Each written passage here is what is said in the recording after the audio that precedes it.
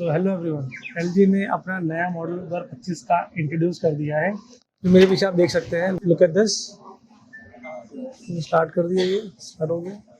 और इसको आपको मोड देख लेते हैं, सारे मोड आते हैं। कॉटन AI वॉश, जहाँ पे आपको इस understand the type of this fabric.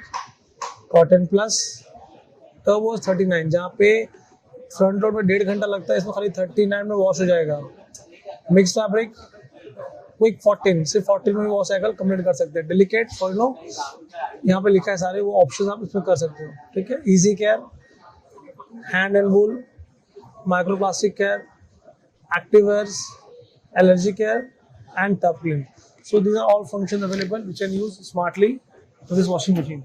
All additional functions over here.